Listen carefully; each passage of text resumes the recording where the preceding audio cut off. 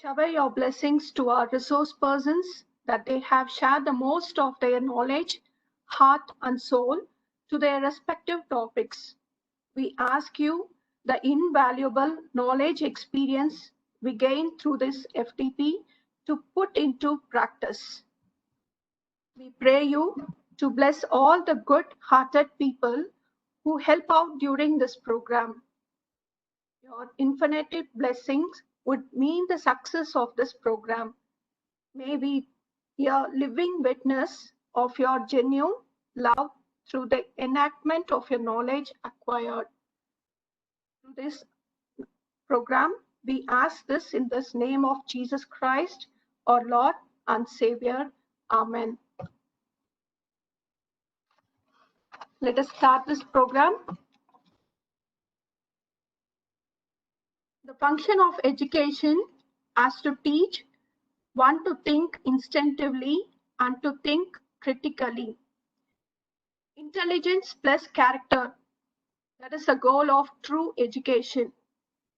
Education at any level is to develop the personality of individual and the significance of his life to himself and to others.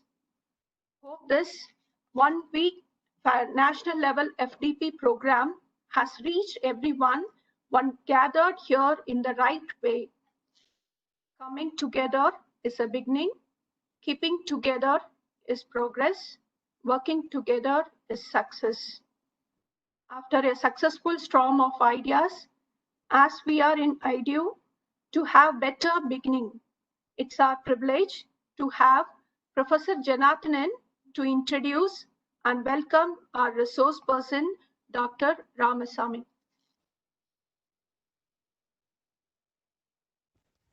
Janathanan, sir? Are you audible, ma'am? Yes, sir. Yes. Good evening to one and all.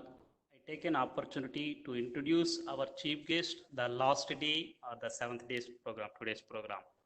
Dr. Ramaswamy, College Librarian, M.E. Muthaya Government Arts College for Women, Dindigul. His qualification is MCOM, MLIS, and PhD. His achievements is 3 gold medals in UG at GRI Gandhigram and University second rank holder in BLIS and MLIS. Respected sir, rendering service more than 2 decades of service in librarian in various institutes. Nearly 16 years in school experience and 6 years in college experience. His academic projects is develop 10 academic blogs, including 1 library blogs with 40 lakhs visitors. Published 2 books, Library and Information System. Published 84 articles, national, international journals. Published 69 articles in referred national and international journals. He won 7 Best Paper Awards in various LIS conferences. He contributed 57 books, chapters in edited books. He prepared course material for Sri Lanka Open University, subject Library and Information Science. He completed a minor research project, rupees 1 lakh of Tamil Nadu State Council for Higher Education, Chennai in 2018. Respected sir, delivered 105 special lectures in different institutions, organized seminars in various areas like sustainable reading habits, open source statistical software, WordPress, and SPSS. Is a coordinator of 3 days online course on statistical analysis using SPSS conducted by Maya's research group.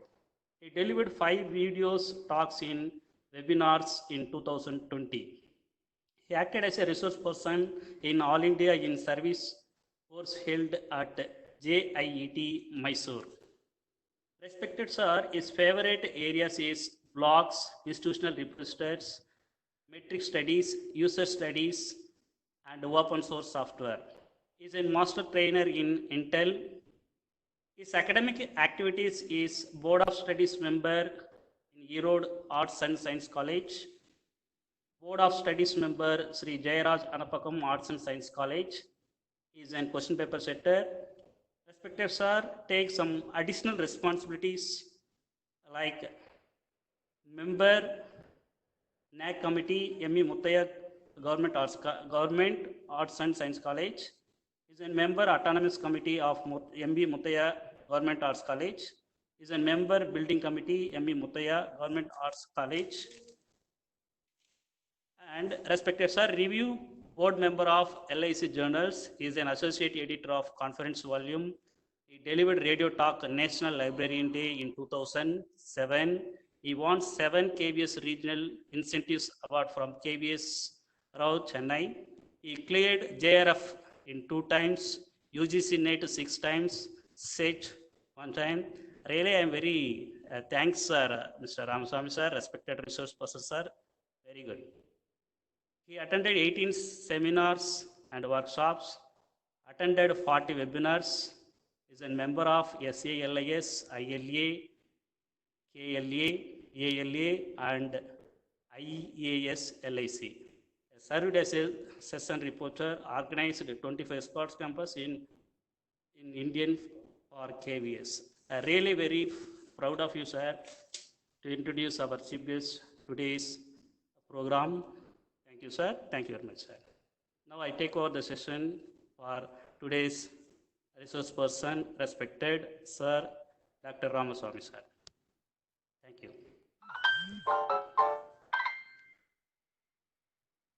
Madam, are you able to see my screen, madam? Yes, sir. Yes, sir.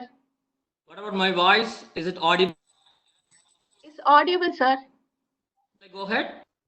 Yes, sir. Yes, sir. You can start, sir. Thank you. The most respected principal of Patrician College, the secretary, vice principal, the conveners of week-long FDP, especially Swichi madam,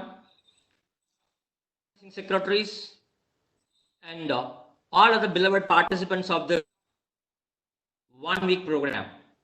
A very, very pleasant and joyful evening to each and every one of you. It gives me immense pleasure to be a part of this today's session on plagiarism. Appeal to all to stay home, to stay safe, and social distancing section. Dear friends, a couple of days before, Government of India released NIRF ranking system, which ranks the quality of the educational institutions of different breed in India. I'm happy to share with you all that when you talk about overall ranking, IIT Madras tops the list. And when you talk about the universities, in the top 15 ranks, we could see Anna University in the 12th rank and Bharatiya University in the 13th rank. And when we talk about the ranking of arts and science colleges, we're very happy to see our Presidency College Chennai is in the 5th rank, Loyola College 6th rank, PSG Krishnamal College Coimbatore has got 8th rank. So the academic institutions from Tamil Nadu have topped, and they are the top 15 ranks of this NIRF 2020. So when you start analyzing the reasons for their top performance, there are many areas, there are many blocks where they strive hard and earn this credit. But one such very important, which is being focused upon all kinds of educational institutions, is research.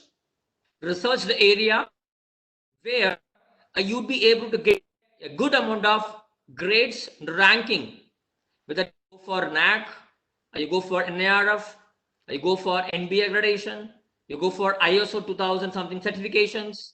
Wherever you go, research areas got its own prominent place. So basically, what is a research? You know very well. So research is nothing but scientific and systematic way of either discovering something or something very new. Even applying, taking something very old concepts and try to do same things in a very different way, in a very modern way, in a very adjudicated way. You're trying something new. That's what all about research is. Work, the research work can be any kind of work. It can be a simple class assignment by a child, or can be a project work by a PG student, or it can be a dissertation student. It can be a thesis. It can be a postdoctoral research, or research projects being undertaken by the faculty members, the journal articles, book chapters, conference papers, which are being prepared and submitted by our faculty members to different forums. All these are pieces of research works. When you analyze what are parts of a journal article or a conference paper or a book chapter, you can very well imagine definitely a title, author's names, affiliation, keywords, introduction, review of literature, methodology, data analysis and interpretation, findings, suggestions, acknowledgements, and references. This is a very, very common the parts of a research paper. But when you talk about a project work, normally we have a limited number of components, maybe the preliminary pages, introduction, review of literature, research methodology, data analysis and interpretation, discussion, suggestions, conclusion, end matter. So these are the basic components of a thesis dissertation. But if you ask me, sir, what are the various components of a research paper? I would say any research contribution will have only two components. The one which you write by yourself, and the second which you take from others. Any research paper normally will contain only these two parts. You can ask a question. You say that research paper, it has got two components. One is your own content and one is others' content. See, what are the places in our research where we need others' content? Dear friends, for example, you're doing a research on maybe neuroimaging, something like that. So when you're writing this paper, you need some background information. You need some definition. You need some theories. You need to know how the particular subject has been evolving over a period of time. The historical background or theoretical background of a particular concept. So obviously you need to take these definitions, theories, histories from others' contents. Most importantly, we have something called review of literature in every research. The review of research may be the kind of the post guide, the guideline that tells you what kinds of researchers were conducted previously. What were the objectives of those research works? What are the methodologies they followed? What were their findings? What were their suggestions? And so, research gap is going to be the base for my research work. So if you want to know all these things, obviously, you need to go and browse. You need to go and analyze, critically analyze the research work done by the previous researchers. So you depend on others' work. Once you've got some findings for your research work, you don't just stop with findings. You got to go one step beyond. You should prove where your research findings stand amidst the world of research. You have to find the context of your findings, the total research output of the world in a particular chosen field of research work. You need to say to what extent your findings are against the findings of others. To what extent your findings are in line with the findings of others. You need to corroborate your findings. You need to contrast your findings with that of others. So for all these things, contents of others in your research work. Take introduction chapter on the screen. Whenever some statistical information, whenever you're giving some definition, you need to quote others. And even in your review section, when you are arranging all the reviews one by one, you should say so and so analyzed, so and so conducted, so and so discovered. You need to review the works of others. Or even this kind of reviews, when many reviews point out a single focal point. And, in your discussion section, you say that this is in line with the findings of, so your findings are in tune with the findings of these many people. But your another finding may be against the findings of others. So you need to take others' content either for your introduction chapter, or for your review of literature section, or for your discussion section.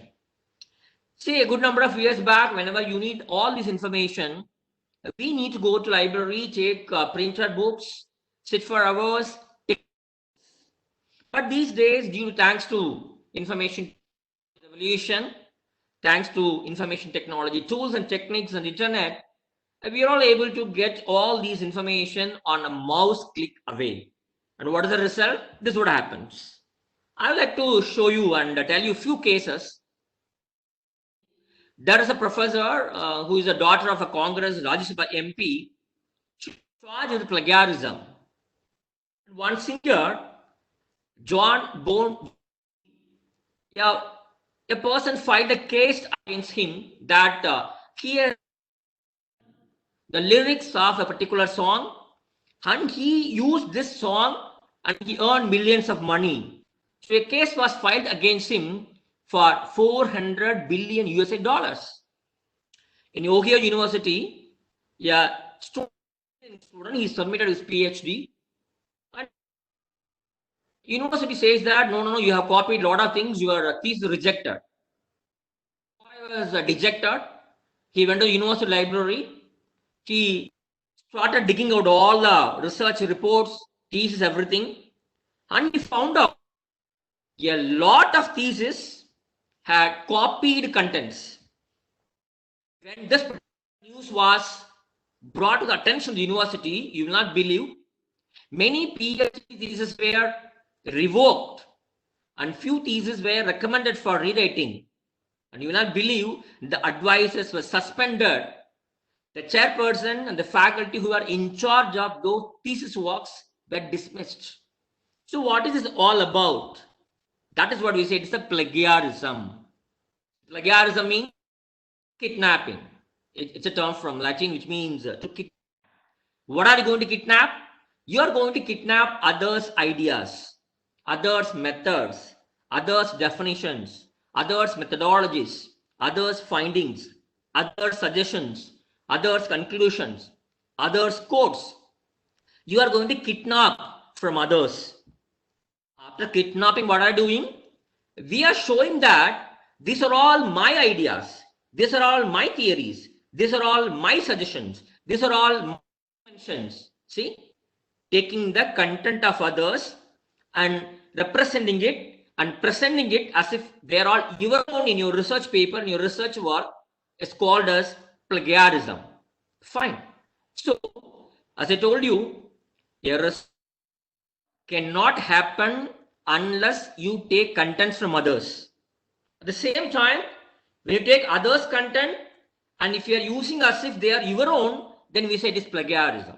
So you say it's by different names: literary theft, academic dishonesty, borrowing, idea theft, stealing. You call it by any name. And this is what happens when people indulge in plagiarism. See, the basic question comes here. Why do people plagiarize? Okay. There are very many reasons. In the case of faculty members, maybe lack of time. Each and every faculty is very busy in the college, the university, having a lot of additional responsibilities, tight schedules. So they don't get time to sit and write on their own. So they copy. Sometimes they have a fear of failure. So they feel, if I write everything, sometimes the publishers, editors may not accept my paper. So naturally, what I do is that I find out the best papers in my research area, I copy the contents and I submit it. Sometimes lack of knowledge, I'm not good enough in foreign in the research problem. I'm not good enough in testing the things with the statistical tools. So naturally, I go to others and get things done through others. And sometimes lot of pressures. See, my friend has elevated to next position. I'm still as assistant professor. I should move on to next position. So naturally, due to comparison, due to pressure, due to competition, due to colleague pressure, sometimes we indulge in these kinds of plagiarism.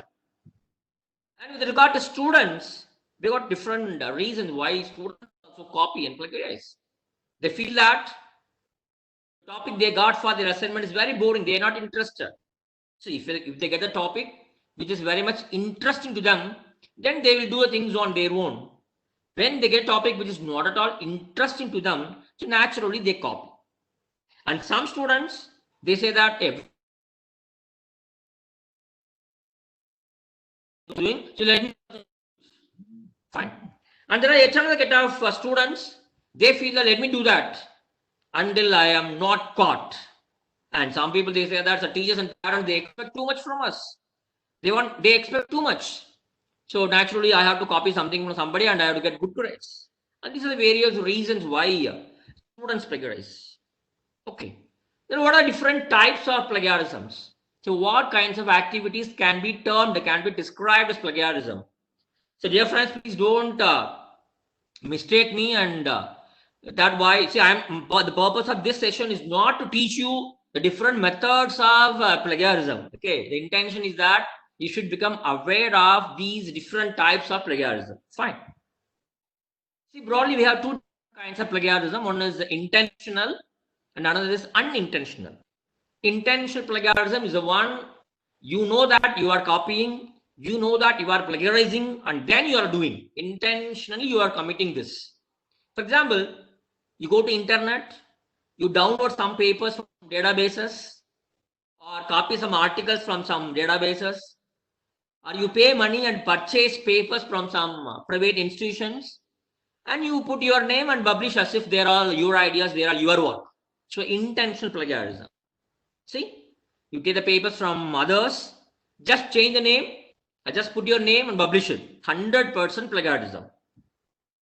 And sometimes what we do is that, say I see a very good article in English or Malayalam, I translate into my mother tongue, maybe in Tamil, I publish it. And sometimes a student who is doing current PG second year may take the contents of last year's, year before last year's students' papers works. They will copy the pages or contents of previous projects and they submit it. And sometimes what they do is very cleverly, we take content 10 or 15 papers and we make a collage of a single paper and publish. These are all intentionally done plagiarisms. See, wholesale or complete plagiarism. That is, more than 60% of your paper is not yours. You're taken from many sources. And this is an interesting case where I take things from many papers, I weave them together, I merge them together, I stitch them together, I convert it into a particular paper. It's a patchwork plagiarism. Then comes idea plagiarism. So you take somebody's idea and using it as if it's your own idea. So it doesn't mean that only taking the written content of others is plagiarism. No. Even if you take others' ideas, even if you take others' different way of interpretation, a unique way of proposing, doing something, and if you are presenting all those things as your own, even that is plagiarism, idea-based plagiarism. Self-stealer is very interesting concept. We say it's a self-plagiarism. See, a student who has published or who has submitted assignment a couple of months before, now when he is asked to write a second assignment, he copies a whole lot of things from the previous assignment and he submits it. It is also called as self-plagiarism. That is, you submit a research work, get credit for it, maybe marks, maybe grades, maybe recognition, maybe amount, you got it. But you are not supposed to use the same work again for getting another credit. So that is called self-plagiarism. That is not permitted. So then comes unintentional plagiarism. For example, we commit plagiarism, but we may not, we are actually doing plagiarism. For example, you quote, you paraphrase, you summarize. When you do all these kinds of things, so what are the unintentional mistakes we commit? Sometimes we do it without proper form. We don't know exactly how to use a quotation in our research paper. We don't know actually how to put paraphrases in my research work. So we don't know the exact form of presenting them. Sometimes we don't know how to cite it properly. Maybe in a particular style called MLA, Chicago. We don't know how to cite it particularly in a different style. We don't know how to give proper attribution to that particular content. So these are all unintentional gun plagiarism. Fine. So whether you are indulging in intentional or unintended plagiarism, the consequences are very dangerous. See, if you take the case of faculty members, the faculty members will lose their scholarly reputation, their name and fame will go to the hell. They are down. People will not believe that he is the original researcher. Sometimes he or she may be expelled or suspended from the organizations. He may lose his jobs, and he or she may not be getting any more research funding from any of the funding organizations, and his professional status will be lost if he is a faculty member. If he or she is a student, possibly he will start getting lesser grades.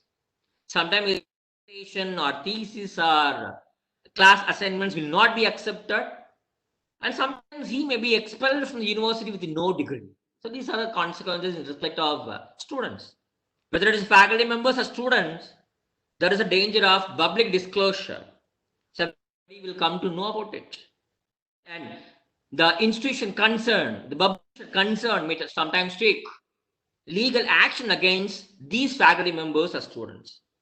So these are all the past consequences. You may ask a question. So these are just some consequences. Is there any government rule or act which gives the kind of punishments, which stipulates the punishments for plagiarism? Yes, of course, difference. In 2018, University Grants Commission, Promotion of Academic Integrity and Prevention of Plagiarism in Higher Institutions. It was published in the Gazette of India on July 31, 2018. According to plagiarism is quantified into 4 levels: 0, 1, 2, 3, depending on the similarity. What is that?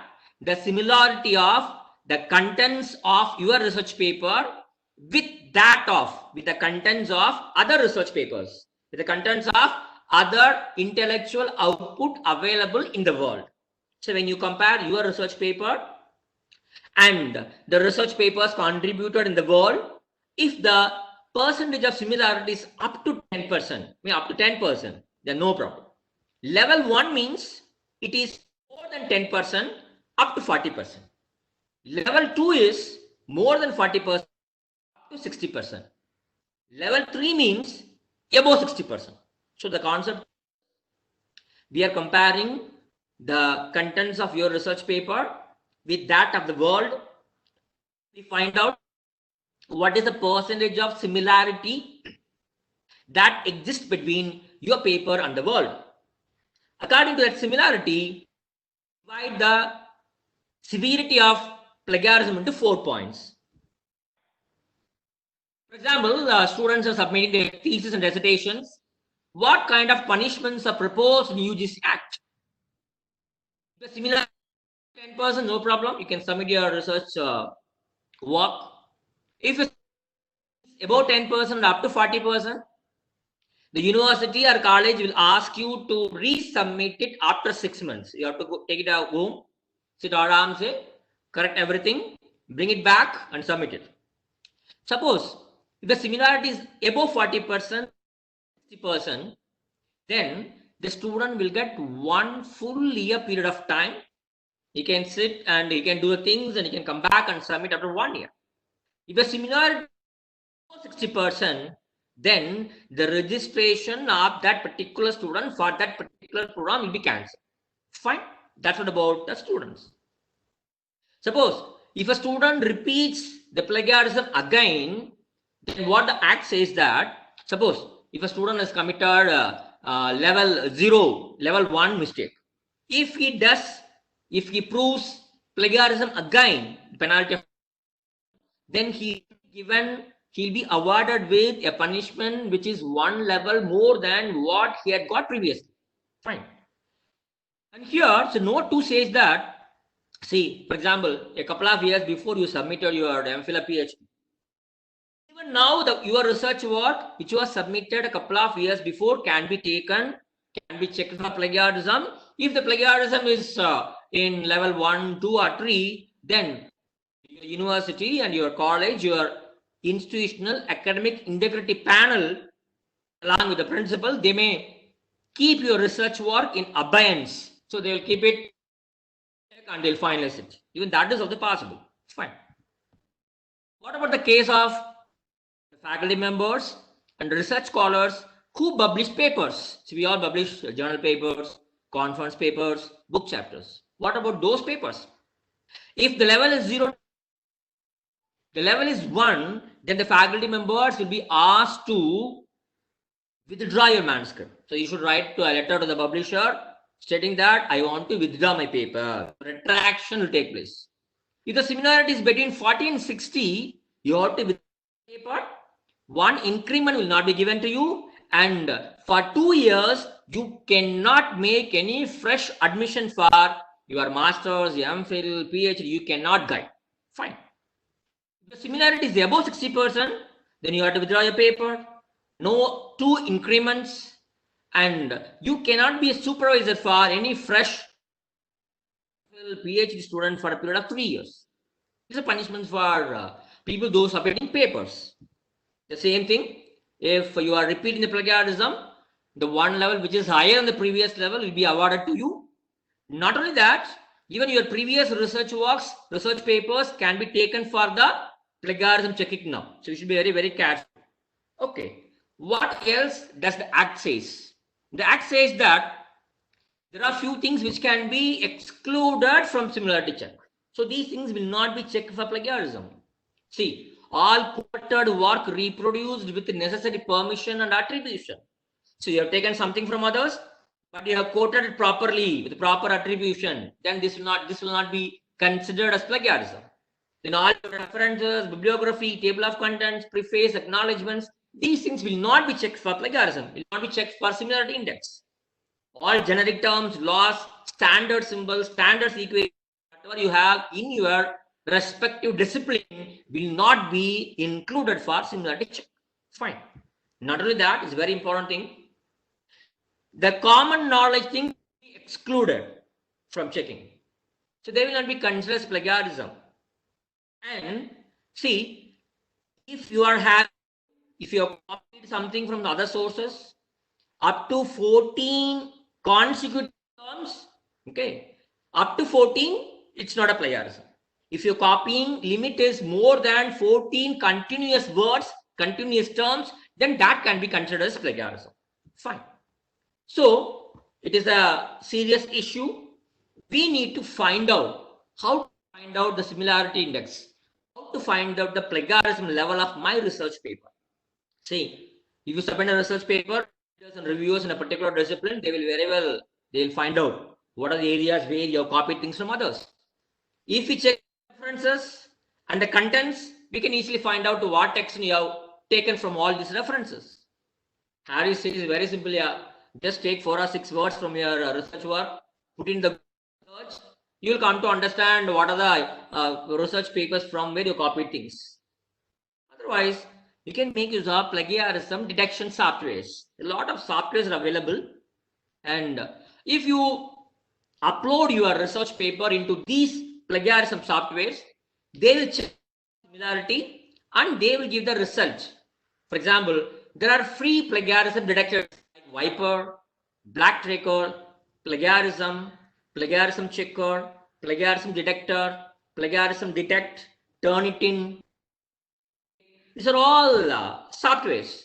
The last two, Turnitin and Authenticate, these are all commercially available plagiarism detectors. Turnitin is a superb plagiarism detector, I should say. But as of now, in Indian universities, as per the recommendations of Minister HRD, we have Wordcoon software installed in all the universities, and the homepage of Wordcoon. And Wordcoon supports all these file formats. So if you are uploading your research work in the form of PPTX or DOC, DOCX, PDF, rich text file format, or WPS Office format, open document format, HTML format, it will check for similarity. And after checking similarity, results, the result will be in different colors. Different colors tell you the range of similarity index of your research paper. Fine. So we have checked for plagiarism and we have understood what is the level of similarity index for my research paper. And now what I supposed to do? I should stop plagiarism. Okay. How to avoid plagiarism? It's a very, very interesting question. First of all, we need to understand what is plagiarism. See what kind of activities will be brought under the umbrella of plagiarism. First, and secondly, we should start our work early instead of waiting for the last minute. I see a lot of friends of mine, the PhDs for 4 years, for 2 to 2.5 years, they'll be sleeping. They'll wake up at the end of the second year, at the beginning of 4th year, and within one particular year, they complete all the work which they were supposed to complete in 4 years. So naturally, you won't have sufficient time to sit and think on your own, and obviously you will be used to go for plagiarism. So you have to start doing your work very early and draw things on your own. So don't worry about language, don't worry about your intellectual capacity of presenting ideas, don't worry all these things. You have to start write things on your own. Maybe if you feel that you are not grammatically so good, you can always approach your friends of English department. They will help you in correcting those mistakes. And you have to proofread your paper. Whenever you prepare a research work, you have to read it again and again and again to see whether you have refined your paper, you have cited correctly, you have to check again and again. Fine. See, whenever you are the contents of others, I'm sure there are only 3 different ways of bringing others' contents into your research work. Only 3 things. One is quotation. See, you see a quotation of others' work, you copy the quotation and you bring it and paste the same quotation as such in your research paper. That is one way of copying. And secondly, there is something called paraphrasing. What is paraphrasing? You have taken an article, read the article, read the context, understand it, and you rewrite the same in your own style, using your own structure, using your own language, using your own vocabulary. Same thing, without losing its meaning, you are writing it in your own style. That is paraphrasing. Second way of copying and bringing others' content into your research work. What's the third method? Summarize. For example, there is a 10-page research article. You read the entire research paper. You understand. You take hints. You take the essence of the whole paper. The entire 10-page research paper is presented as a 10 or 12 sentences paragraph. That is called summarizing. Okay. These are the 3 methods of taking others' content and placing it in your research work, apart from maps, tables, charts, other things. Now let us understand how to incorporate quotations, how to incorporate paraphrasing in your research work so that you can get escape from plagiarism. Fine. So what about the quotations? See, whenever you feel that words are very, very important, the exact words do or die. So kind of very, very popular words. Brevity is the soul of wisdom. So when you are convinced that the words are important, you need to use the words as such in your research work, then you can over quotations. And please remember, the quotation should not exceed 25% of the content of your research paper. Fine. And the quotation should be given in double quotes. Quotations can be divided in 2 groups. One is short quotation, and another is long quotation. What is short quotations? Will be up to 3 to 4 lines. The quotation of 3 to 4 lines is short quotations. What about long quotations? A quotation which is more than 4 lines can be termed as long quotations. Okay. So whenever you're using a short quotation, see that you need to place the quotation within the double quotes. Fine. And you should mention the page number or paragraph number from where you have taken this particular quotation. See, for example, here, according to Kremesh, he has taken a quote from somebody else, okay, the author, and the quotation exactly what he has taken from others is given within the quote, okay, either in a separate way or as a part and parcel of the paragraph. Fine. How to add short quotations as a part and parcel of the research paper? So it doesn't mean that you go somewhere, take the direct quotation and place it somewhere and leave it as an orphan. No. Your short quotation should be integrated as a part and parcel of a research paper. How to integrate your quotation in the research paper? There are 4 different methods. One is you give a complete sentence as given in number 1, give a complete sentence and then give the quotation. Otherwise, give an introductory phrase and then give the quotation. Or using the conjunction that, you can give the quotation. Or you make the quotation to get weaved into your particular sentence or paragraph. So 4 different methods.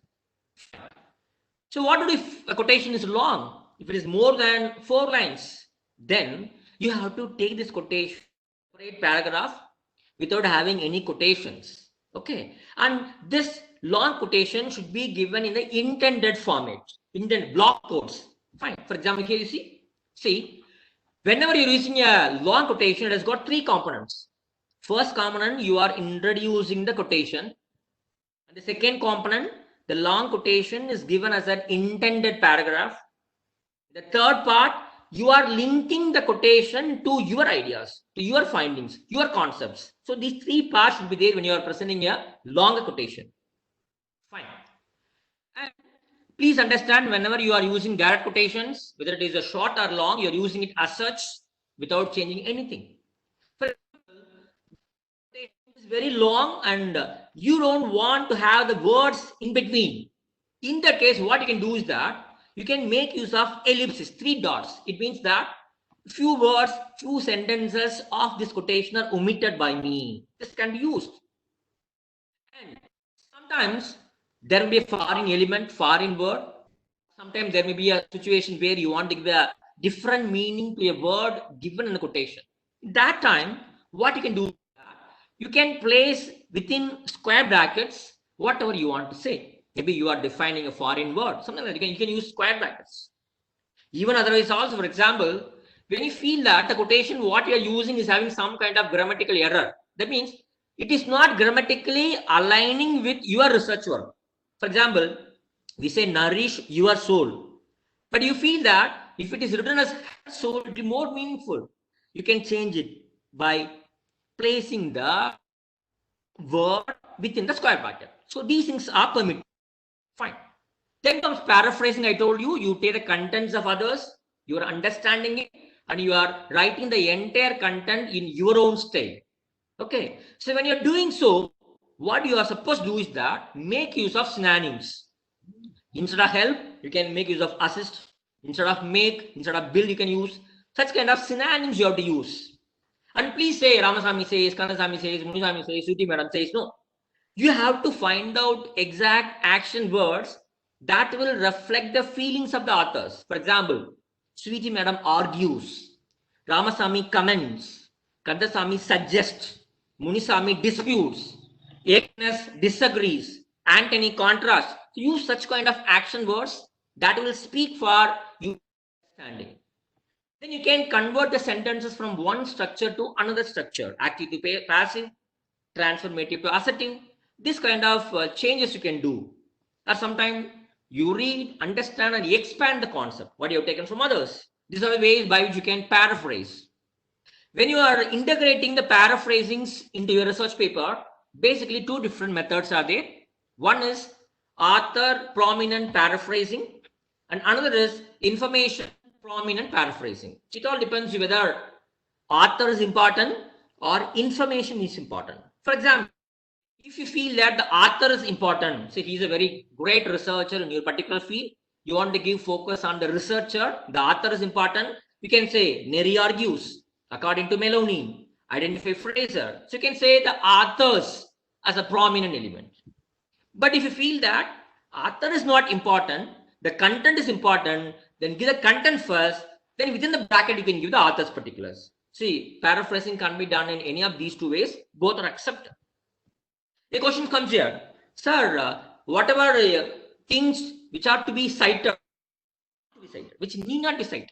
See, whatever quotations, paraphrases, summaries, tables, images, even personal communication. For example, you got an idea from the resource person. You are using that idea and you do your research. Then even you have to cite, you have to acknowledge, you have to thank the particular person from whom you've taken the idea. But what are the things need not be cited? So you need not thank, you need not acknowledge, you need not cite all these things. What are they? One is very, very important, your own ideas. So your ideas, your findings, your theories, your methods, your explanations, they are your own. You need not even give citation for your own ideas. And secondly, facts. There are some universal facts, something like Earth rotates the sun rises in the east. So these are the facts. For these common facts, you need not give any kind of citation. And apart from that, there are certain things we say they are common knowledge. Okay. For the common knowledge, you need not give any citations. For example, drinking water every day is good for health. It is a common knowledge. Fine. Taking pure oxygen is good for your health. It is a common knowledge. So you need not give any citation for all these common knowledge things.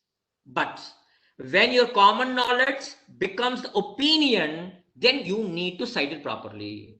For example, I say that S.P. Bala, a great singer. Yes, it is a common knowledge. He is a very good singer in Tamil film industry, in South Indian film industry. He is a great singer. There is no doubt. You need not have any citation for this. But if you say that S.P. Balasubramaniam is the greatest singer of all, then this is not a common knowledge. This is your own opinion. Then you need to cite this properly. So please understand. Okay, fine. Then, sir, we have understood what is plagiarism and how to introduce quotations, how to introduce paraphrasing, all those things. But what do you mean by citing? What do you mean by acknowledging? See, when you take from others, use it, no problem, but thank them, but acknowledge them. How to do that? You are going to make a reference. You are going to make a citation for that particular research work from where you have copied few items. Fine? Yes. For this particular citation purposes, we always follow double entry system. What is double entry system? See, whenever you have taken content from 10 articles, and all these 10 references should occur at two places. One, in the body of the text. That means maybe in the introduction part, maybe in the part, maybe in the discussion part, maybe in the body of the literature, in the body of the research work, this reference should appear. And what is second place? At the end of your research paper, whatever research work, all the sources will be listed in a single page at the end of your research paper. So in places, you have to cite a particular reference. Fine. So first step, you have to cite the sources in the body of the text. That is called as in-text citation or textual citation. So you are giving a in-text citation in the body of the text. At the end of the research paper, you have got something called references or bibliography or works cited, and you give all the complete particulars of the resources at the end of your research paper. Fine. How to write in-text citations? There are three different methods. Okay. There is author date system. For example, I have borrowed this particular quotation from this particular two authors. So what I do is that I write the entry element of the authors. So I don't take the full name. If it is K. Ramasamy, I take only Ramasamy. Fine. So I take only the entry element of the author along with the year of publication. Since it is, I order the page. So whenever you're using the author's entry element and the year of publication, that is known as author date system. So this you have to follow either introduction part or review part or discussion section. This is one method.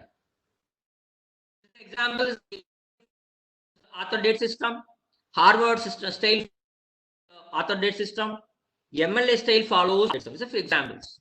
Fine. And what is the other method? Number system. That means when you have taken 2 or 3 lines from others' work, instead of writing the name of the author and year, you simply write one number, starting from 1, 2, 3, 4. You write only number. That number can be given either as a superscript or the number can be given within the bracket. So both are permitted. So for example, I have taken a quotation here. Information is conveyed till here. At the end of the quotation, I just give you only one number. Okay. For example, I have taken a concept which I found from 3 or more papers together. So what I can do is I can give as a superscript 3, 5 to 7. So this way, we are using numbers in the place of author and year of publication. This second system called a number system. And third system is called footnote style. For example, I have taken quotation from Cramps. At the end of the quotation, I just give script number. First one will be 1, 2, 3. That will keep on increasing. But at the same page where I have this quotation, at the bottom of the page, after a line, I give the bibliographical details of that particular source. That means make use of a footnote. This is another style. But dear friends, these days we don't use footnote too much. Either you go for author date system or we are making use of numbers, which are very popular ones. Fine. Sometimes there is called a secondary citation. So what is secondary citation? See, for example, I am doing a research on artificial intelligence, and when I am trying to get a particular information, very pertinent information, instead of original paper, for example, Dr. Ram has done a research. I want to get a content from his paper, but unfortunately, I tried my best. I didn't get a research paper. I didn't get his research paper. But what I got was Arvind's paper. Dr. Arvind has published a paper. In his paper, Arvind talked about the contents taken from Ram. Is it clear? But I did not read Ram's research work. I read only Arvind's work. In Arvind's work, I read about the content he had taken from Ram's research. Fine. Now I am going to do a citation, in-text citation. How to do that? I say that results from Ram's study cited in Arvind. See, naturally, I have not originally read Ram's research work. I have read only Arvind's work. And this is how you should give in-text citation for the secondary citation styles. Fine. But please never ever go for tertiary citations. Only secondary citation is permitted.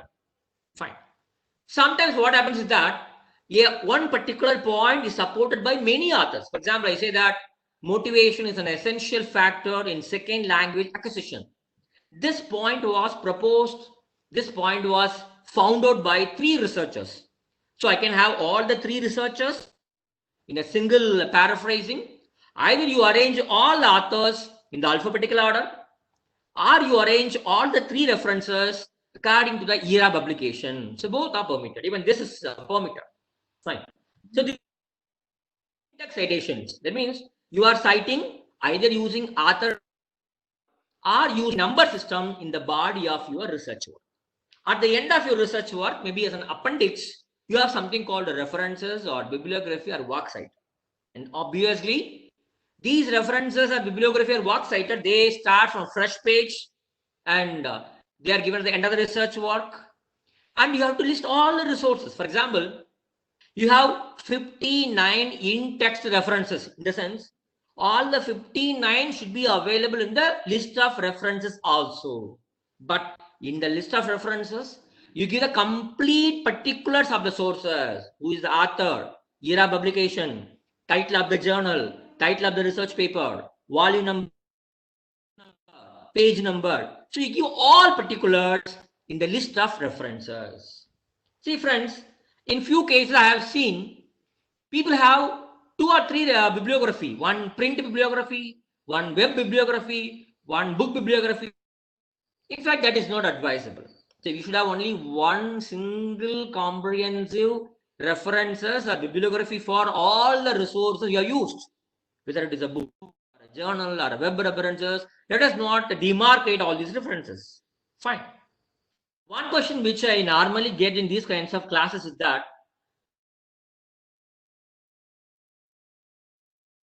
bibliography, works cited. The difference.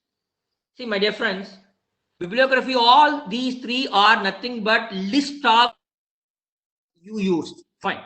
Okay. APA says they are references. MLA says they are works cited. Chicago manual says they are bibliography. Every style manual has given a different name, but they are all same. They are nothing but what you use for your research work. Fine. But as a library science professional, if you ask me what is the difference between reference and bibliography, I can give you another example. See, for example, you are preparing your thesis work. In the second chapter, review of literature, you have made use of your downloaded some 60 articles from all the 60 articles are used for your review work. At the end of the second chapter, you prepare list of references. Fine. That means only those resources which you have actually used in your research work. There are references. What are bibliography? Bibliography is given as an appendix at the end of the research paper, incorporating all the resources, whether you use them. Somebody even include some resources which you feel they are really good. You feel that the researchers can refer to these materials to get more information. Even these can be included under bibliography. Fine.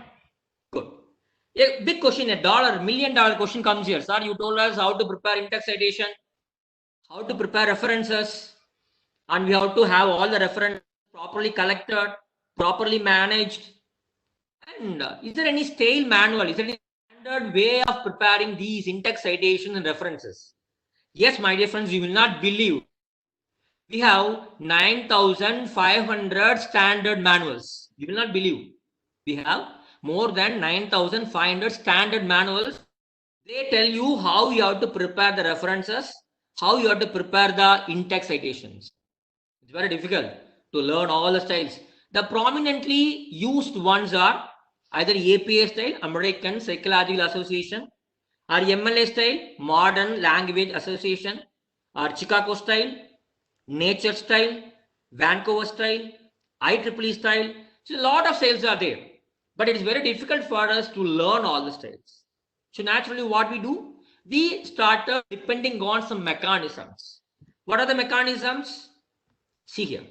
There are a lot of online citation and bibliography tools. They are free. They are available online. Just go there.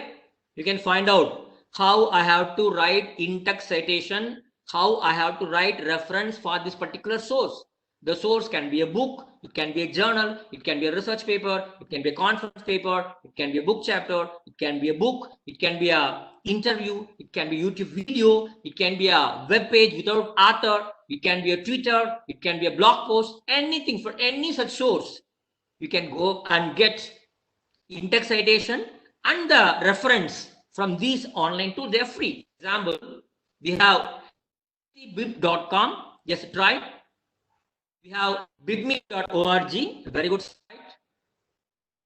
A very interesting citationmachine.com. It gives you references in more than 100 styles. We have sitefast.com, where even you can go and create your account and you can store all your references in this particular forum. And one more is there, is very interesting, called Zotero Bib, zbib.org. It's a very, very excellent site for generating in-text citation and list of references. Fine. Apart from these online tools, there are some reference management. There are softwares, desktop softwares. Just go to Google. They are all available free of cost. Download the softwares into your desktop. You can use those softwares to prepare in-text citation or the references in any of your styles. For example, you can try EndNote. We have .org. It's a very beautiful Chrome extension. You can download the software. You can work, and also you can link your references to online account also. Zotero, and the very popular Quika is there. Then we have JackRef, another desktop software. The very popular Mendeley is there. It's where you can go search for materials. You can find out the people, those who are doing similar kind of research in the world. You can go and find out funding bodies. You can go and create groups. So apart from preparing in-text citation and the reference, you can do a lot of things in Mendeley. Mendeley is a wonderful software. It's a very easy to use software also.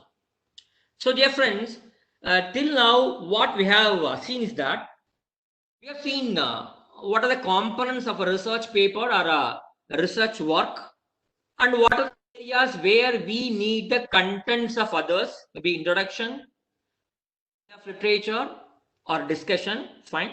So we have to take contents from others. Without others' contents, our research will not be valid, fine. We have to take content from others. When you're taking and using the contents of others, if you're not properly attributing, if you're not properly acknowledging, if you are not properly thanking them, then that becomes plagiarism. I told you what are different methods of plagiarism: intentional and unintentional. Fine. Then, if there is a plagiarism, how to find out? Different methodologies that can be adapted by you to find out the level of similarity between your paper and the rest of the world. Once similarity is found out, what UGC, according to 2018 guidelines, what are the 4 different levels of quantification of severe plagiarism, and what are the punishments for meant for level 1, level 2 and level 3. So there are dire consequences. How to avoid and get escape from this plagiarism issue, the manners of plagiarism? I told you have to follow 3 different methods. One is either you have to take the quotations from others, or you have to make use of paraphrases, or you have to make use of summarizes. Whether you are quoting or paraphrasing or summarizing, you have to make them integrated into a part of your research work. And for that, we discussed about a double entry system. You have to either follow author date system, or you follow number system in the body of the text. That is what called as in-text citation. At the end of a research paper, you have something called list of references, or a bibliography, or works cited. And the list of references should be prepared according to a particular standard style manual. How many manuals are there? More than 9,000. We cannot learn any and all the models, all the standards, all the manuals. So we depend on some mechanisms. The mechanisms can be either online citation generators or freely available reference management softwares that can be downloaded and used in your desktop. Fine. I think this is what we have discussed in the last 1 hour time, I believe. And please understand, apart from all these things, the only one thing which I would like to insist more thoroughly is that please ever, please try to write things on your own.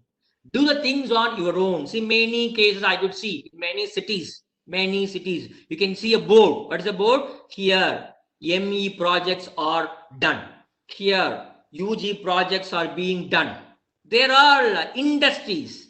They are manufacturing units of B projects, ME project, PhD thesis, PhD industries are there. Just go there, you give the topic, you give the money, fine. After 1 year, you go to them, they'll give you a PhD in hand. So never ever indulge in these kind of things. You be a original thinker. You be a original researcher. Be creative. You try to think on your own. For that, you have to read lot of literature, widely available literature. These days, we have both freely available and subscribe to your resources. You have to access all those resources. Read the content of others. Understand what your previous researchers have done, and find out where your interventions required. And be genuine, be original, be hardworking. Keep on striving, strive. That's the only way of getting solutions to your problem. And follow the research integrity. If you follow all these steps, I'm sure you would be able to produce research outputs which are far away from the menace of plagiarism, and that will add value to your research contributions, and that will add value to your institutions. So I wish you all a very, very happy and a fruitful publishing without the problem of plagiarism. My best wishes. Thank you so much.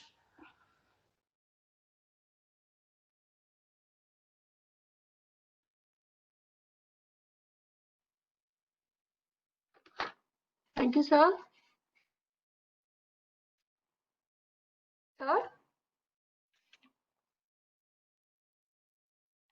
இல்ல அவர் mute பண்ணிருக்கிறாரு.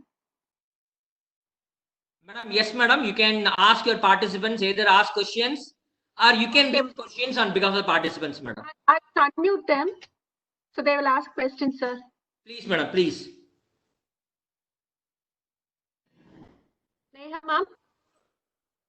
Dear participants, you are welcome. Okay, you can pose your queries. I tried myself to my level best to answer queries. Neha.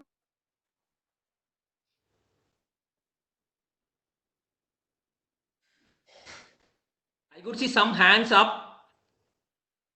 They can be permitted to raise questions. Pramod Malik. Yes, please, sir. Yes, sir, I want to ask one question. Is copyright infringement or plagiarism is same thing? See, actually, sir, copyright means when a particular person prepares a artistic work, can be a song, can be a lyrics for a particular program, or making a entertainment activity. Those things come under copyright and books. When you are copying the intellectual content of others, and if you are using them in your research work as if their own, then that will be considered as plagiarism, sir. Okay. But the copyright include literary work also. Of course, just I tell you, if you take the contents of others and without acknowledging, if you are using it, then that is considered as plagiarism. Yes. Sir, one another question is there. Please, sir, please go ahead. Is it legal wrong or moral wrong, sir? Both. First of all, morally, we should have, as an academician, as a highly qualified personnel working in higher education institutions, our moral should be the first thing which should stop us from plagiarism. Secondly, legal. Okay, I personally feel moral and then legal. Both are right, sir. Sir, today, sir, your presentation is, sir, very good and very nice PPT is there, sir. I think Thank you so much. Already I have sent this PPT to the organizer. I think the organizer will send this PPT to all the participants. Sir, I want to add one thing to your PPT, sir. Can I add, sir, one? Please go ahead. If someone is caught, then it is legal wrong. If someone is not caught, then it is moral wrong, sir. No, exactly. That is what the whole world is. No, unless you are caught, you are not done anything wrong. If you are caught, no, you are this problem. You are right. Exactly right. Thank you for this. Your title is very excellent, sir. I really like it, sir. Thank you, sir. And please let others participants also ask some questions, sir, please. Okay, sir. Thank you very much. Thank you.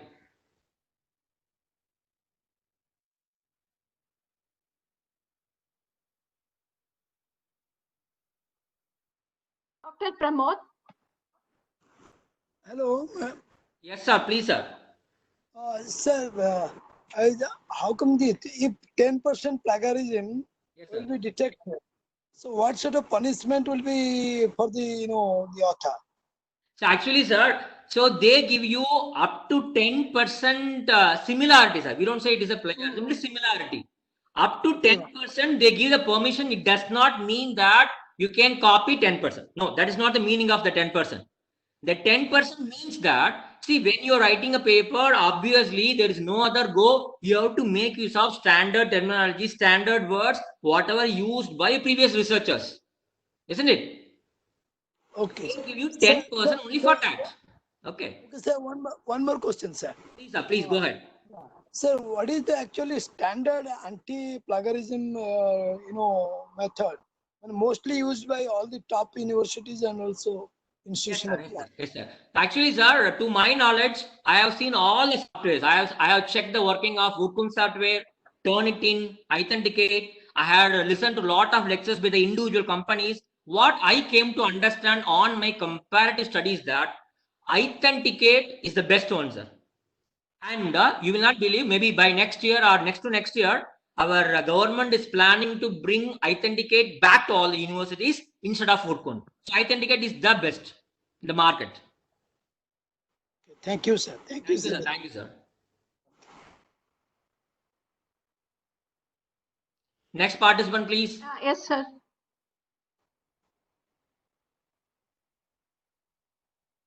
Emmanuel, Dr. Emmanuel. Okay, so good evening, sir. This is Emmanuel from Kumaraguru College, Coimbatore. I have two questions. The first question is, for example, you were telling about the self-plagiarism. Yes, If I initiate a research in Coimbatore, which means I study about single mothers in Coimbatore, and okay. then I've done my paper. The second paper that I'm doing is single mothers in some other place like Delhi or Bombay. Okay. Okay. Now Yes. I would like to take something from the previous research. The concept is the same. You Only can take. thing is, but only thing is the city is different. Now, will that come under self-plagiarism, sir? See, you can very well take because it is your own concept. You are repeating your own concept in a different environment. That's it, isn't it? You can Yes, copy sir. absolute no problem. Only thing is you should provide proper quoting. You should quote it properly. You should paraphrase properly. You should see that you are acknowledging your own material. That's it. When Yes, you're sir. using the Yes, sir. same content in a second or alternative environment, you need to quote or paraphrase or summarize with using any proper style manual. That's it. Yes, sir. Thank you, sir. The second question is the. Only when you fail to acknowledge it, then that will take the plagiarism. Sure, sir. Sure, sir. The second question is, does bibliography also come in plagiarism? No, sir. No, sir. According to University Grants Commission 2018 regulations, all the preliminary pages, your title, your preface, acknowledgement, table of contents, list of tables, list of figures, end matters called list of bibliography, all those things are excluded when you Okay, are sir. checking the contents for plagiarism, sir. They are excluded. They are to be excluded as per the UGC Okay, sir. regulations. Okay, sir. Thank you so much, sir. Thank you, sir. So kind of you.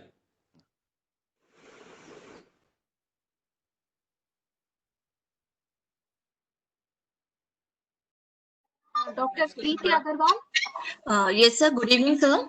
Madam, good evening, madam. Sir, first of all, your presentation was excellent. For the first time, I like this topic very much. I attended this very sincerely. Sir, my question is that if I have presented a paper in a seminar Okay. and I have not got it published there, Okay. so can I get it published in some other journal not related to that institute? Actually, madam, see, once you, for example, there is a conference, okay? You Okay. are sending a paper.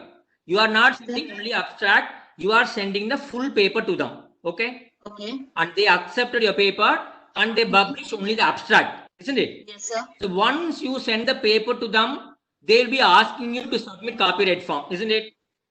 Okay. You might have filled the copyright forms, you might have sent it to them. Then only paper will be accepted, but they have published only the abstract. In the sense, Yes. since you have signed the copyrights are with the particular institution which conducted the seminar. If you want Okay. to publish your same content in another paper, obviously you need to get permission from them. Fine. Okay, sir. Okay. You can ask me another question, sir. If I have not signed any copyright, you can ask a question. Then I have not signed Then any I can get it published. Then in that case, you can publish it. No problem. Because it is your research work. It is your research work. It is not published so far. Only abstract is published.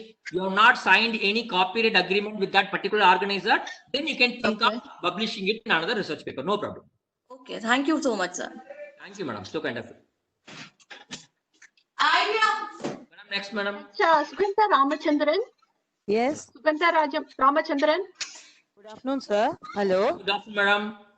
Hello, sir. So, thank you for a very nice conference. Today we had this webinar. Thank you. I am very much helpful for us. Sir, last year I submitted my research thesis waiting for my Viva. Okay, madam. Okay, madam. I want to know one thing, sir. Suppose in between, if I get any, if I have to write any article for some other place, some other college or institute like that, can I use those things till I get my Viva? I should not use like that. Is there any rules like that, sir? No, actually, madam, what they say is that once you have submitted your research work to the university, then university becomes the owner for your research work. Yes. Okay, Yes. copyright goes with the university. If you want to publish it either as a research paper or as a book, you have to write a letter to the university. you should get the permission from the university that I am going to publish my research work as a book. Kindly give me the permission. After getting permission from the university, you can publish it as a book or research paper. But university will normally ask you to submit some 10 copies, something like that. They will ask some copies. So you may have to submit those many copies to the university. After getting the approval from the university, you can publish it. Then only I can publish. Okay. Yes, because once you submitted, they are going to award you based on your research work.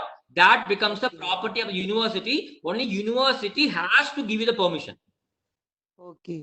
But Okay. it happens, madam. Many universities they give permission, madam. You can apply, madam. No problem. Yeah. Thank you so much, sir. And sir, one more question I wanted to ask you. Please. Sir, one more question. Sorry for the disturbance. No, please, madam. Please ask, madam. In the review of literature, Yes, if I take any definition or quotations, okay. if I write like that, same quotation or definition only, I'll be copying. Yes, madam. Yes, Will madam. it come under plagiarism? If I put for plagiarism, will it be shown? Actually, madam, see, when you are preparing a research paper, your research paper cannot have 100% quotations. No, it won't. Yes. Maybe 5%, maybe 7%, up to 10%, you may have quotations. Quotations, as I told you, should be used sparingly. Only when you feel that words are very, very exact, words are very, very important, then you make use of quotations, madam. Otherwise, what you have to do is that you take the content of others, you understand, and you write your own style, madam. You convert the sentence into past into present tense, active to passive, transform it to assertive, use some synonyms. You paraphrase it and then use it, madam. So no problem. Oh, okay. Try to use the quotations as least to the possible extent, madam. And same quotation, if you feel that I want the content, let us not worry about the quotation. Means you take the content, write it in your own style, in your own words, using a lot of synonyms, and use it. Absolutely no problem. Okay. Fine, madam. Thank you, sir. Thank you sir, so much, madam. sir. For the nice. Next participant, madam. Yes, sir. Rajaratnam. Yeah. Good evening, sir. Yes, sir. Good evening, sir. Thank you for this nice informative session. Thank you, It sir. would be useful. Yes. One doubt regarding, before I submit my thesis, Yes, sir. suppose I want to check plagiarism, for example, I use Urkund. Okay, sir. Okay. And if university is also using the same thing, it seems in the university side, it will show 100% plagiarism. Is it so, sir? Actually, sir, I would just like to tell you very clearly. See, for example, even in Tamil Nadu, for example, there is a college. They are checking the Urkund on payment basis. For example, if you are paying 200 rupees, they will check your entire thesis and they'll give a report. So they are doing the service. Okay. So before submitting your PhD, you can go and check for your plagiarism. You get the report. You find out what is the level of similarity. If you feel that similarity is more than 15, 20, what you do is that you find out the areas, what and all copied portions. You try to remove it, or you try to rephrase it, or you try to restructure it. You do something so that plagiarism level comes down. Isn't it, sir? Correct. Yeah. Yes. And then what you do is that you submit to the university. Okay. So very, very simple. When you are checking for plagiarism in such kind of institutions, you kindly request them that after checking my research work, kindly remove my research work from the repository, from the storehouse of Urkund software. Kindly remove my content from the history. You tell them. That's it. Or if I use a different software, no problem. Turn it if I check, no problem. Let me tell you. See, you tell them that if you are using Urkund, you tell them that kindly remove it from the history. If it is removed from the history, then obviously when you go to university, that will not be shown as 100% plagiarism. That will be taken as a fresh piece and checking will be done. Okay, sir? Got it. Yeah. The same thing goes with the Authenticate also. Even in Authenticate, even in Turnitin, what you can do is that the person who is checking your research paper for plagiarism is having the right to decide whether I have to include this particular research work into this software repository or not. That's it. I have the option. Okay. Yes, there is in Turnitin Authenticate, the admin is having 100% power to decide whether I should see. What they do is that they will check your paper, they will give it back. After checking, when you go and submit it as a final version, if you say yes, this is my final version, then they will include that final version into the repository of that software. Till then, they will not add your software as a database of that particular software. Okay. Yeah, thank That you. is very much possible, sir. Yeah, thank you. Thank you, sir. Thank you so much. Madam, next. Yes, sir. Avinash? Avinash? Snekalata? Yes, ma'am. Good evening, sir. May I audible? Good evening, madam. Yes, sir. I want to ask my question, sir. Please. Madam, this is your question. You can ask, no problem. Hello? Snehalata, madam? Ma'am?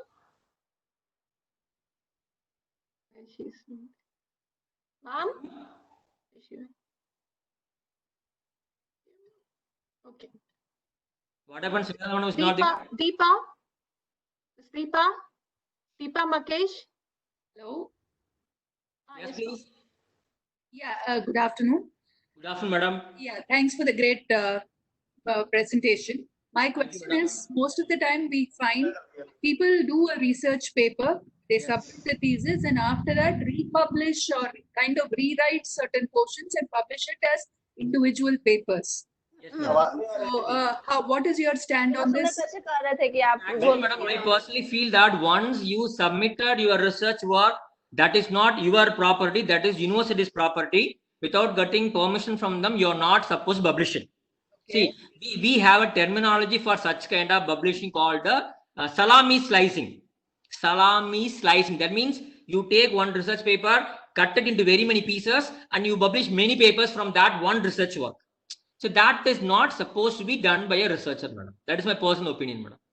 Okay, great. Thank you, sir. Thanks. Thank you, madam. Thank you so much. Next participant, please. It's ready by Monday and please submit so that we can submit that to the principal copy.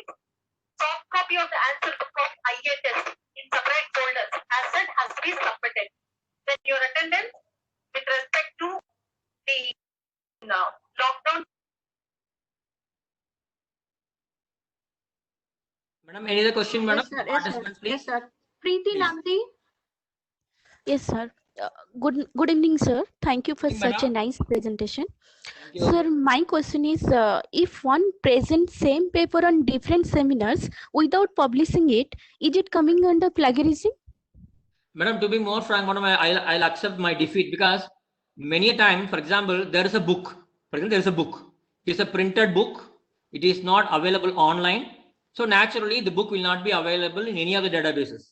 If you copy something from this particular book, no software is going to detect that is a plagiarism, isn't it? Yes, sir. In the same way, we are publishing papers, you are sending papers to various conferences, but they are not publishing it. So what you do is that same paper you are publishing in many places, isn't it? Yes, sir. That's what it is. See, unless otherwise it is published, no software will be able to find out it is a plagiarism. Yes, sir. For example, you are publishing same paper in a printed journal, and the same article you are publishing it in an online journal. See, same article you are publishing one time in the print journal, one time in the online journal. So nobody will be able to find out that you are plagiarized because this particular journal is still in the print version. It is not available online. So nobody will be able to find out that you are plagiarized. Yes, sir. So that is not possible, madam. Thank you. Thank you so much, sir. Thank you, madam. Thank you. Madam, next part is Jennifer Rani?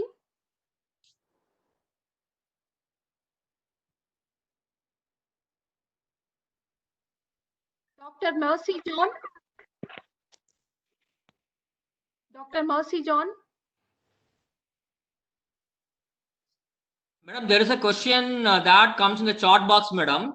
Okay, sir. Okay, sir. The participant is asking, sir, while you are writing the review of literature, how many reviews we have to include? Is there any standard number like that? These many should be there. Actually, there is no such kind of standard number for deciding about how many references should be included. Normally, we say that students, those who are doing PG level, no, we ask them to go for 25 to 30 reviews.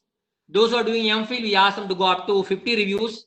And those who are doing PhD, we ask them to go for 80 to 100 reviews, madam. That is a normal practice we have. But actually, officially, there is no standard for fixing the number of references, number of reviews should be available in a particular piece of research work. There is no standard, madam. Hello. Yes, madam. Please, madam. Neha. Hello. Madam, go ahead with the question, madam. Yes. Hello. Good evening, sir. Yes, madam. Good evening, sir. Good evening, madam. Sir, this is Neha from Lucknow, and I am madam, a please. scholar from Integral University. My question is, suppose I've got my paper published in 4 to 5 journals, and the Okay. same statistics and matter have been quoted in my thesis also. So while checking the plagiarism, will self-plagiarism will be counted there or not? Yes, definitely be counted. For example, madam, I would like to give an interesting case. Okay. I am in Tamil Nadu. In Tamil Nadu, there is a college wherein my friend was doing his PhD in mathematics. Okay. What she did was, before she submitted her PhD work, each and every chapter of his research work, he published as 4 or 5 research papers. Okay. Her own research work, thesis work, she divided into 3 or 4. She published research papers. Same thing she submitted for research work. University said that you got 90% plagiarism. She was shocked when she got the report. All the articles, her own articles, were cited as plagiarism. Then what she did was, she went and represented the issue in the university, and she went to the guide and got a letter from the guide stating that these papers are their own, the part of the research work.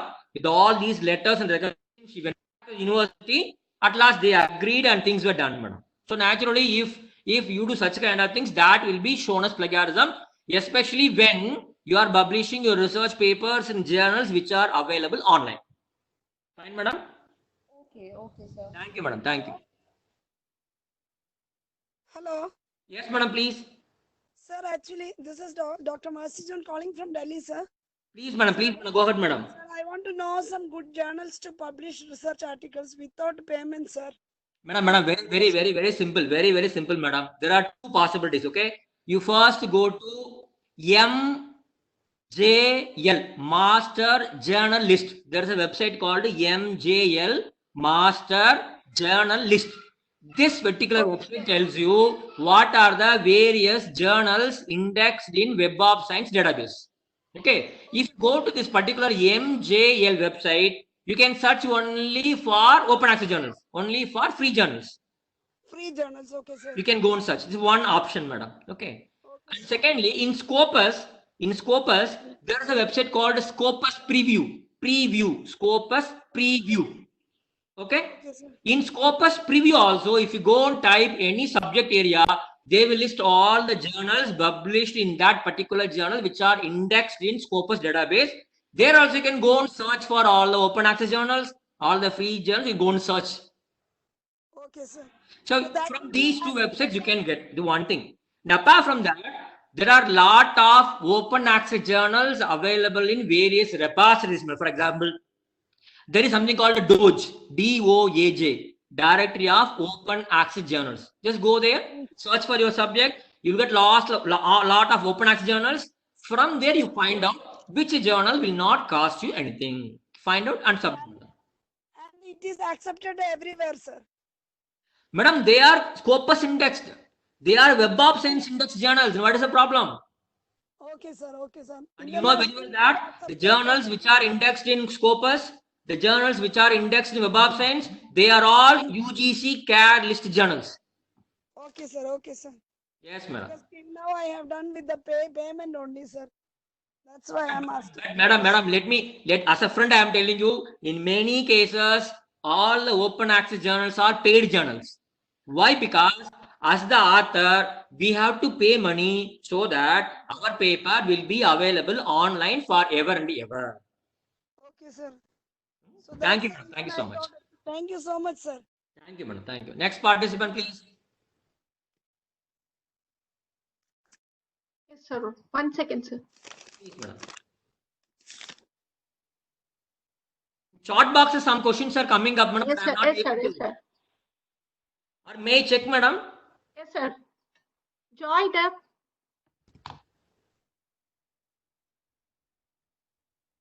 Joy. Hello. Yes, sir. Please, sir. Sir, please go to the Hello. question. Yeah. Hello. Am I audible? Yes, you are very much audible, sir. Thank you very much, sir, for your excellent presentation. I have learnt a lot. Thank you, sir. I would like to have the PPTs if the authority, Pleasure. I have submitted the PP to the organizer, and the madam has promised that she would send the PP to all the participants, sir. Sure, sir. Now, sir, I have a small question, sir, which I am a PhD scholar in one university in Kolkata. Okay. Now I have written few, small articles which I haven't yet published anywhere. Okay. Now, while scanning it through different softwares, they are showing different extent of plagiarism. Like somewhere it is showing 35%, in another software it is getting 12%. Okay. So Okay. I tried to minimize the plagiarism as per your definition that Okay. changing the style of English, or removing certain quotations in the generic form, Yes, and sir. Yes, using sir. it in different form. Okay. Now the thing is that whenever we do a literature review, for example, 35-40 literature review, and I have adapted something, not imitated something, adapted something, Okay. definitely a certain shadow of those work, it creeps into my write-ups. Okay. Okay. Okay. Definitely a shadow plagiarism, or you can say a pseudo reflection or image gets reflected in my work always. Okay. Okay. Okay. Now my question is, however way or whichever way I try to filter it out, there will be some residual of their work, because I have taken the idea or borrowed the idea or got inspired from their idea. Yes. Even if I use certain statistical technique, for example, t-test, z-test, chi-square test, these are standard methods many authors do use. Yes. Yes. Yes. If I do use them, because since I have read the different articles where they have used them, Okay. so the paper will be showing that 12% plagiarism, 8%, 10% plagiarism. It cannot be 100% plagiarism free. Now my question is, when I am getting different level of plagiarism, how do I actually ascertain truly what is the extent of plagiarism I am carrying with? Actually, sir, I'll tell you. It's a good question. Actually, Yes, sir, every plagiarism checking software has got its own boundary. For example, if I am having a software that has got a coverage of 40,000 journals, if you submit a paper to this particular software, this software will check for similarity between your paper and the 40,000 journals what I have under my umbrella. Fine. Yes, sir. Right, sir. This Absolutely. particular software will tell you that your plagiarism percentage is 10%. Okay. If you go to another software, that software's coverage will be more wider. So that software may cover 60,000 articles. Right, sir. Sometime a content what you have taken from a particular journal is not indexed in the first software, but it is indexed in the second software. So obviously, when you go to second software, the similarity percentage will go up. Are you getting the point? Absolutely, sir. So now my question is, how do I benchmark? I mean, no. It's not a kind of benchmarking. That is why in the universities we have a standard software. You have to go only for Urkun, isn't it? Government has initiated that in all the universities. You have to follow Urkun software. You check in Urkun. If the plagiarism percentage is less than 10%, fine, submit. Okay.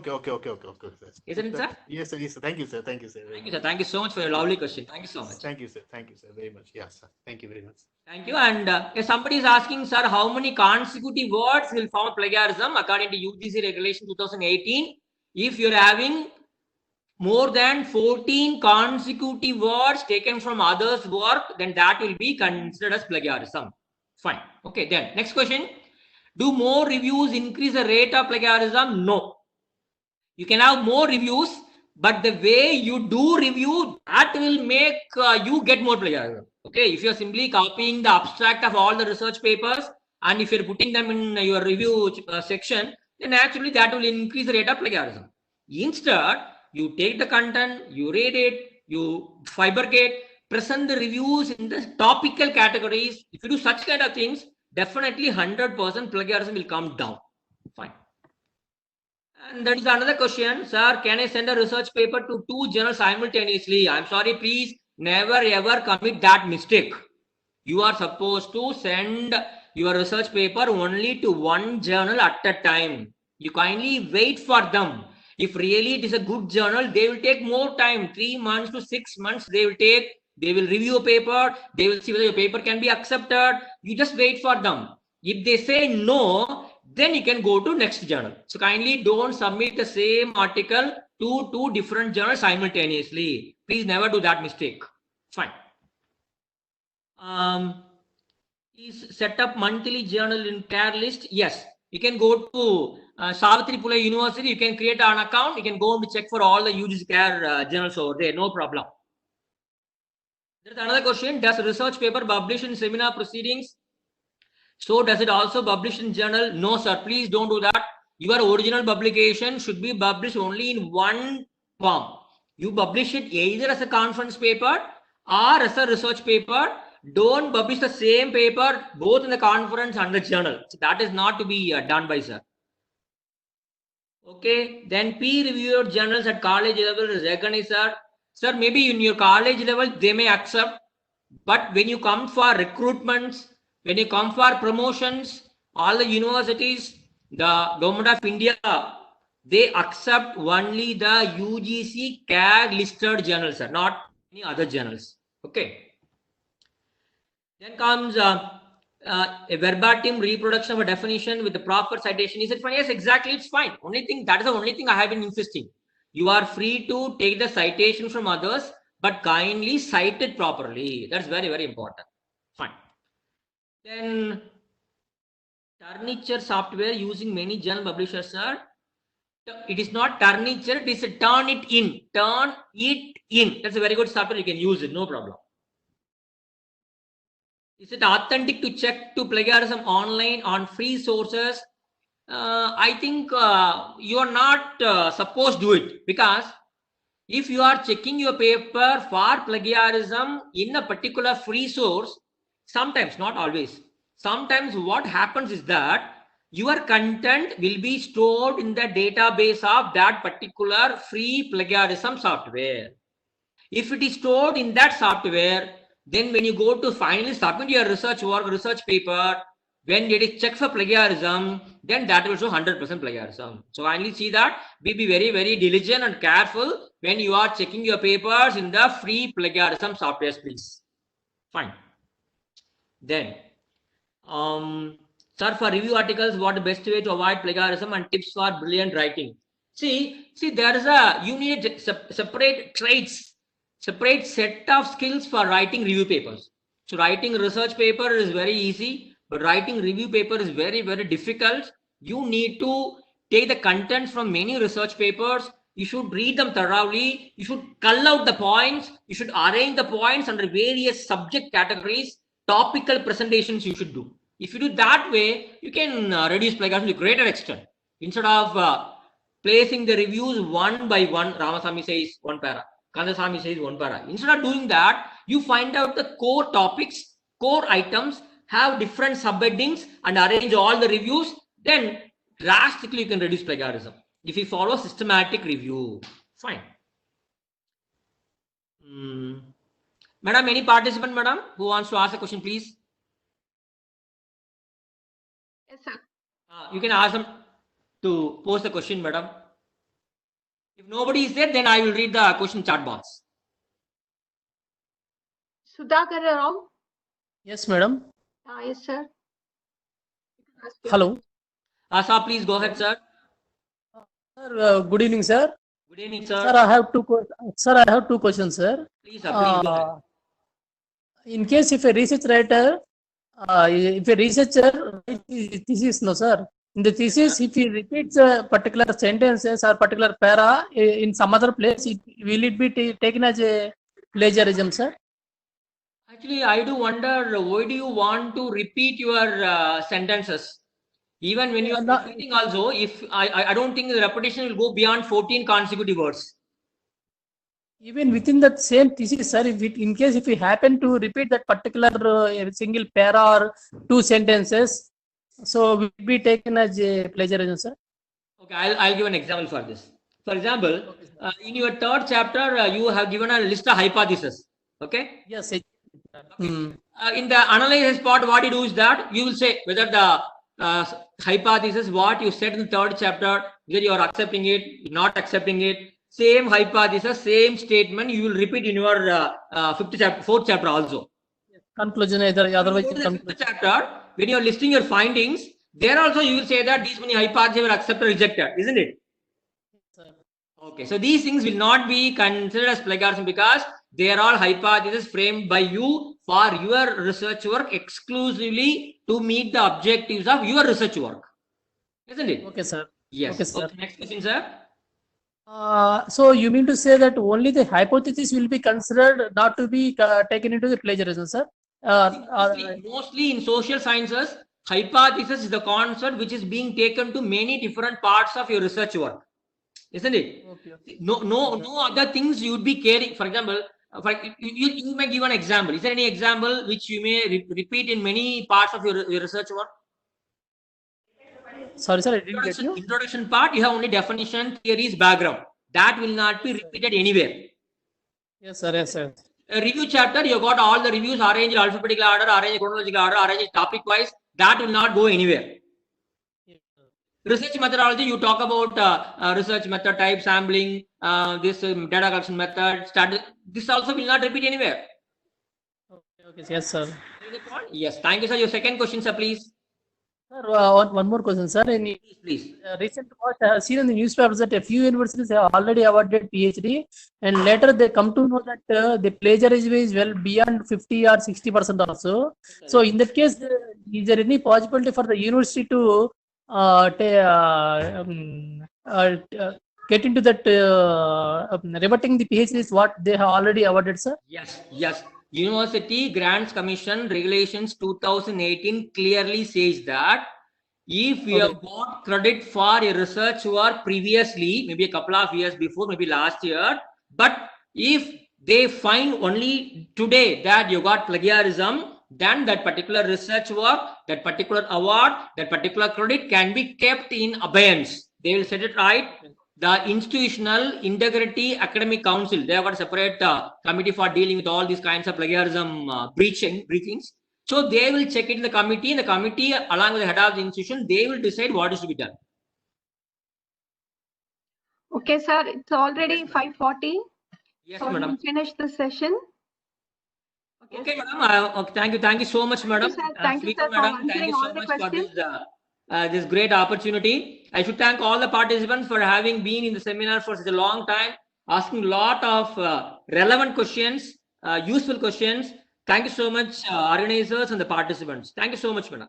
Sir, I request our Vice Principal Geeta Rufus to share few words. Please, madam, please.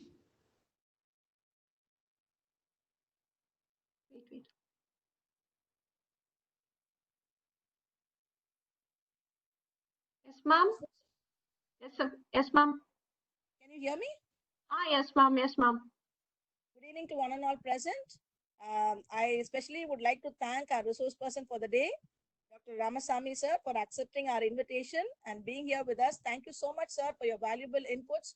I think the entire teaching fraternity had benefited because of your knowledge repository, and it's such an amazing knowledge that God has blessed you with.